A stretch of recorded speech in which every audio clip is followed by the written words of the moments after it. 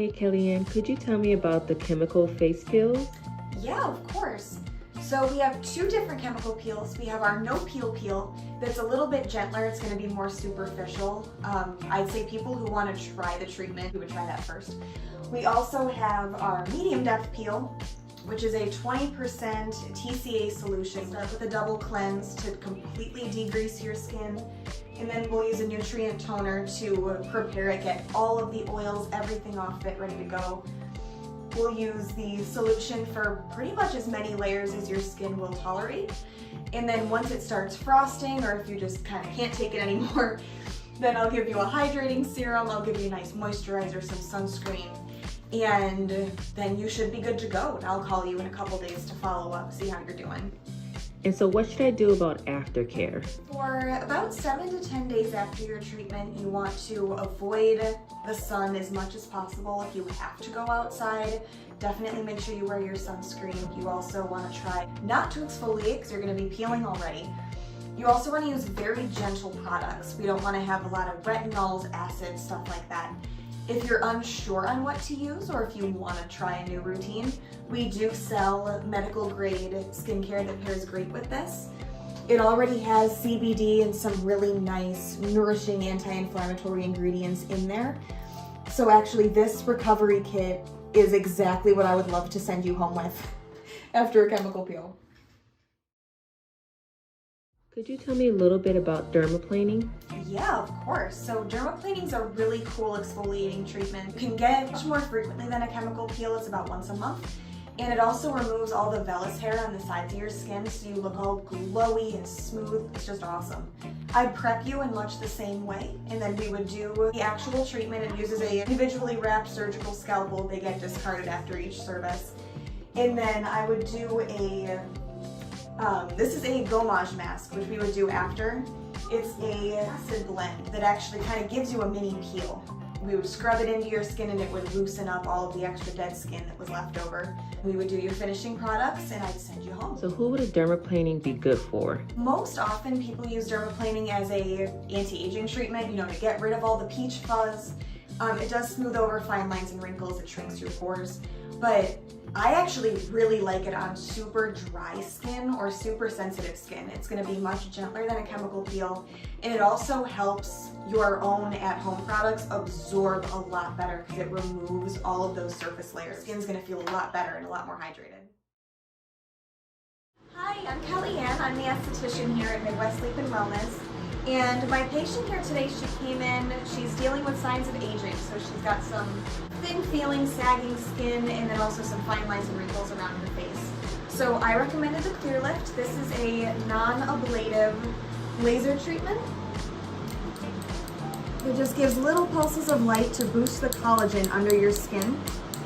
This is going to help to rejuvenate your skin and also plump out the fine lines and wrinkles underneath. A lot of people will also use this for hyperpigmentation. It helps to get rid of sun damage. The treatment takes about an hour and is actually very relaxing. I have a lot of my patients will fall asleep. So if you would like to get a Clear Lift, what's very important is to be really good about your sun care after. You are going to be a little extra photosensitive for the next week or so.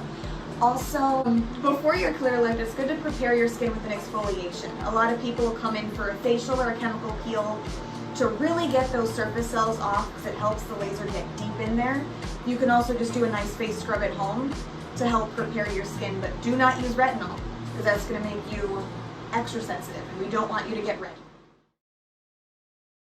Hi, it's Kellyanne again.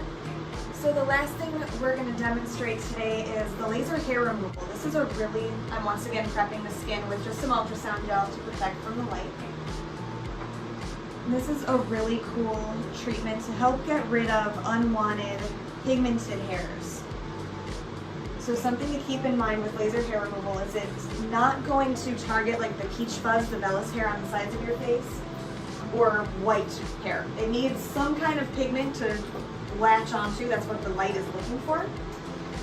But then once we have that, we can do a couple treatments of this laser hair removal, and it will permanently stop these hairs from growing. because it's targeting the individual follicles and actually keeping them from wanting to grow back. So this takes about 6 treatments spaced a month apart, because how this works is the laser targets the individual follicles in the growth stage of the natural cycle of the hair. So you need to have these multiple different sessions in order to get all of the different follicles wherever you're going. And this can be done all over the body. We get a lot of women coming in for the chin and mustache area. We do a lot of bikinis, a lot of underarms, things like that. All right, let's talk about facials, my favorite.